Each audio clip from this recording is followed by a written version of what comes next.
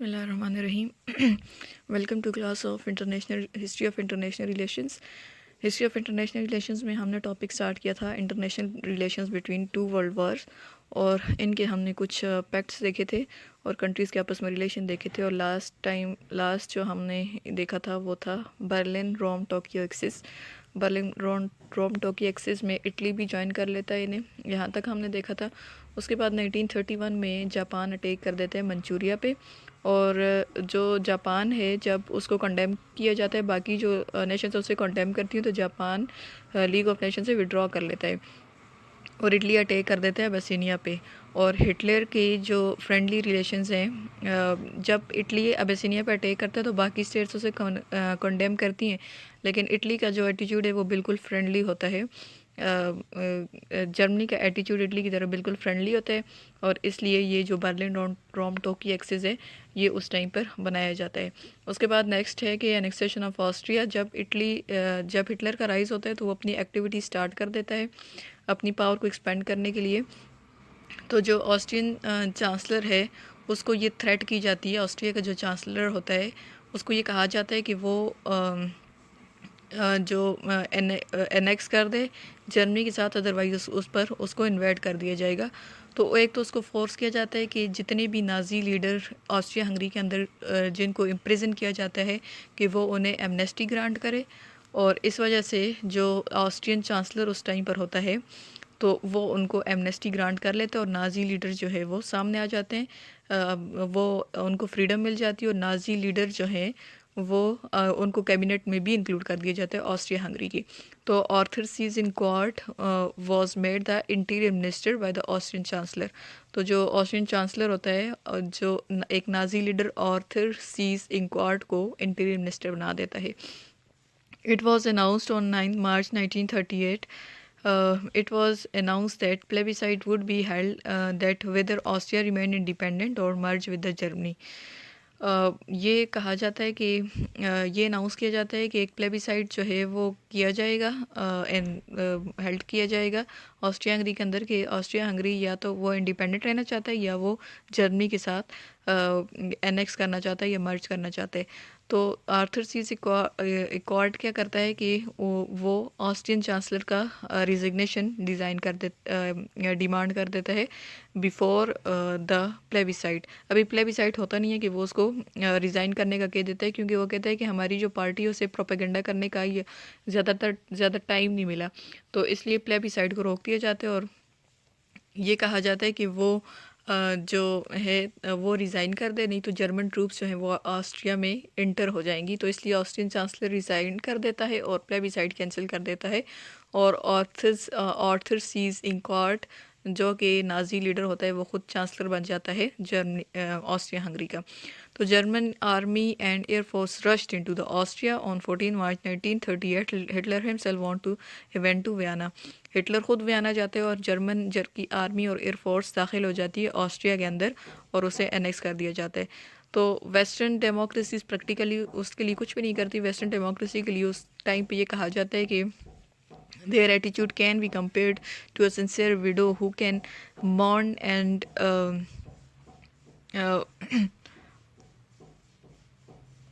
who can mourn and shed tears but otherwise did nothing। ठीक है, कि वो ये कहते हैं कि जो वेस्टर्न डेमोक्रेसीज हैं उनकी एग्जांपल बिल्कुल एक विडो की तरह होती है जो सिर्फ आंसू बहा सकती है, मातम कर सकती है, लेकिन और उसके अलावा कुछ भी नहीं कर सकती। तो उसके बाद म्यूनिख क्राइसिस 1938 हो जाता है। एक तो अब तो ऑस्ट्रिया की एनेक्सेशन हो जाती है, ऑस्ट्रिया को जर्मनी का पार्ट बना दिया जाता है।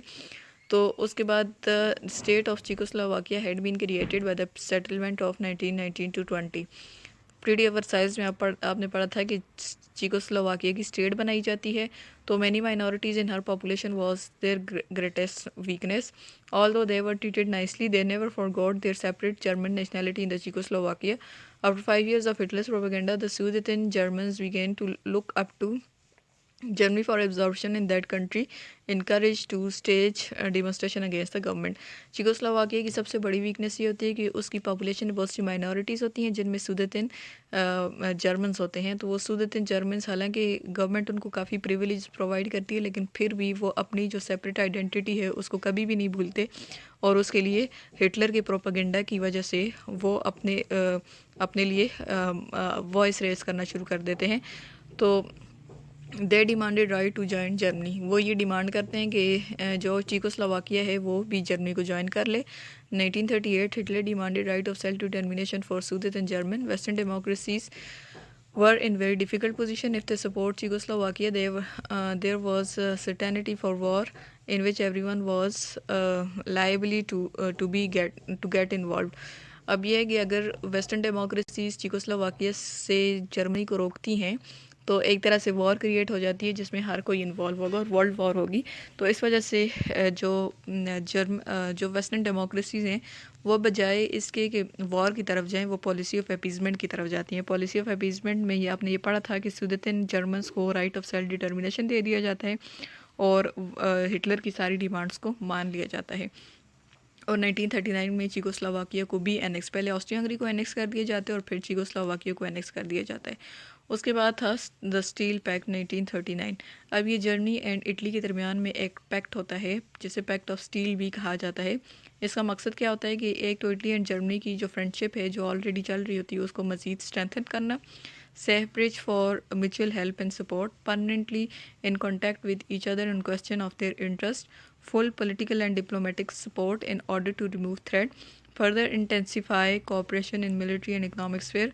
Pact of Steel was also known as Pact of Friendship and Alliance.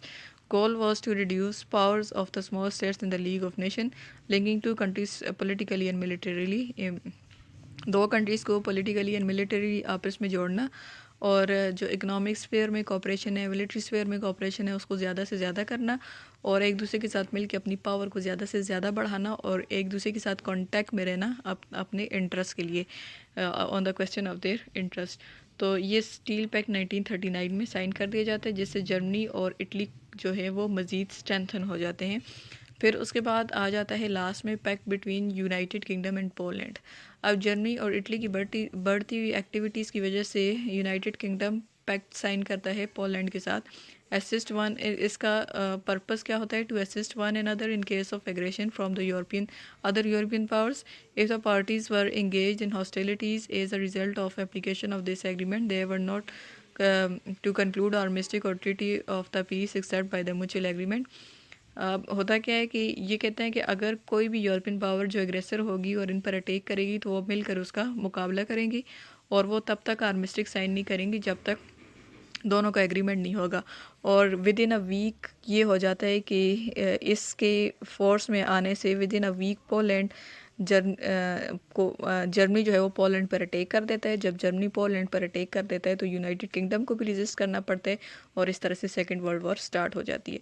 तो ये थे international relations between two world Wars.